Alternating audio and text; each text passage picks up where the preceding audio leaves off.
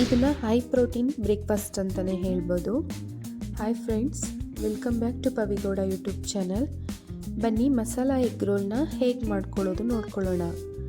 ಇಲ್ಲಿ ಒಂದು ಪ್ಯಾನನ್ನು ಬಿಸಿಯಾಗಲಿಕ್ಕೆ ಇಟ್ಟು 1-2 ಸ್ಪೂನಷ್ಟು ಆಯಿಲ್ ಆ್ಯಡ್ ಮಾಡ್ಕೊತಾ ಇದ್ದೀನಿ.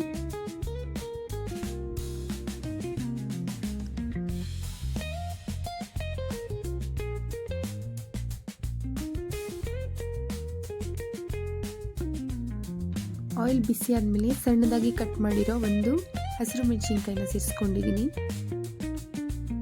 ಹಾಗೆ ಒಂದು ಮೀಡಿಯಂ ಸೈಜ್ ಈರುಳ್ಳಿನ ಕಟ್ ಮಾಡಿ ಸೇರಿಸ್ಕೊತಾ ಇದ್ದೀನಿ.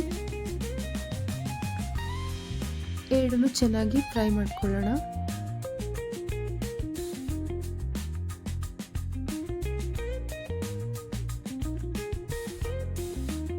ಈರುಳ್ಳಿ ಕಲರ್ ಎಲ್ಲ ಸ್ವಲ್ಪ ಚೇಂಜ್ ಆಗೋವರೆಗೂ ಫ್ರೈ ಮಾಡ್ಕೊಳ್ಳೋಣ.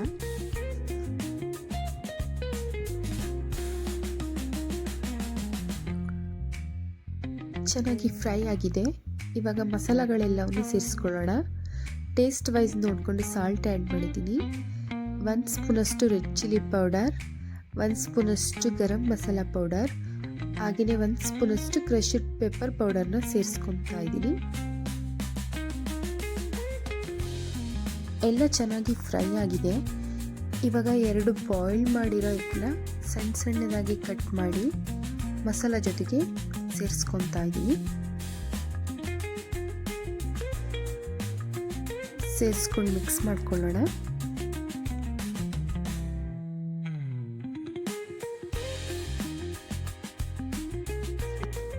ಇದಕ್ಕೇನೆ ಅರ್ಧ ನಿಂಬೆ ಹಣ್ಣನ್ನು ಸ್ಕ್ವೀಸ್ ಮಾಡ್ತಾ ಇದ್ದೀನಿ.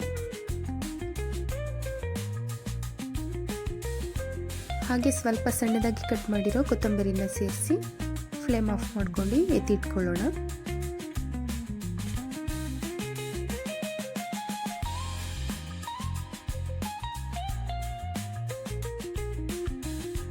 ಹಾಗೆಯೇ ಒಂದು ಪರೋಟನ 2 ಸೈಡನ್ನು ಕುಕ್ ಮಾಡ್ಕೊತಾ ಇದ್ದೀನಿ.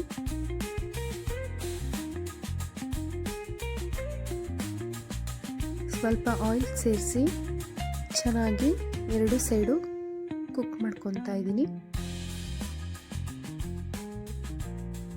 ಇನ್ನು ಸ್ವಲ್ಪ ಹೆಲ್ದಿಯಾಗಿ ತಿನ್ನಬೇಕು ಅಂದವರು ಪರೋಟ ಬದಲಿಗೆ ಚಪಾತಿನ ರಿಪ್ಲೇಸ್ ಮಾಡ್ಕೊಳ್ಳಿ. ಪ್ಯಾನ್ ಬಿಸಿ ಆಗ್ಲಿಕ್ಕಿಟ್ಟು 2 ಸ್ಪೂನಷ್ಟು ಆಯಿಲ್ ಆ್ಯಡ್ ಮಾಡ್ಕೊತಾ ಇದ್ದೀನಿ.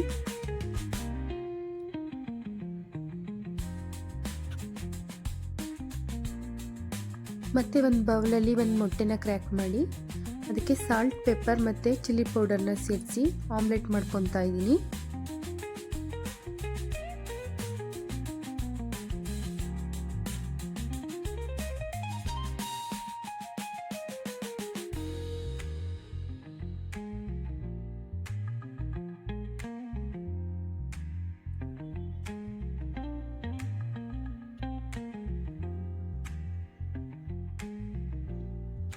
ಆಮ್ಲೆಟ್ 1 ಸೈಡ್ ಕುಕ್ ಆದಮೇಲೆ ಅದ್ರ ಮೇಲ್ಗಡೆನೆ ಪರೋಟಾನ ಆ್ಯಡ್ ಮಾಡ್ಕೊತಾ ಇದ್ದೀನಿ.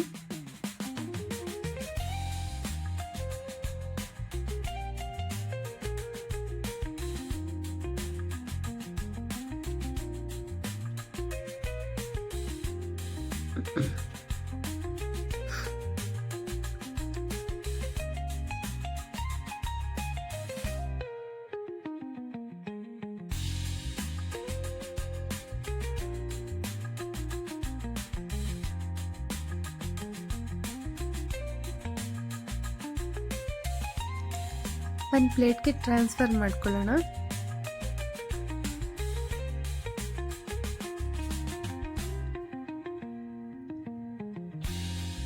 ಇವಾಗ ಇದ್ರ ಮೇಲೆ ಮೊದಲೇ ಮಾಡಿಟ್ಕೊಂಡಿರೋ ಮಸಾಲ ಎಗ್ನ ಆ್ಯಡ್ ಮಾಡ್ಕೊತಾ ಇದ್ದೀನಿ.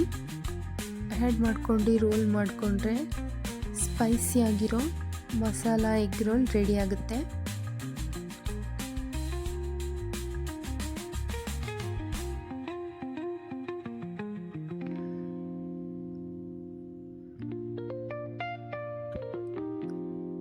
ನಿಮಗಿಷ್ಟ ಅಂದರೆ ಕೆಚಪ್ನ ಆ್ಯಡ್ ಮಾಡ್ಕೊಬೋದು, ಬೇಡ ಅಂದರೆ ಸ್ಕಿಪ್ ಮಾಡ್ಕೊಳ್ಳಿ.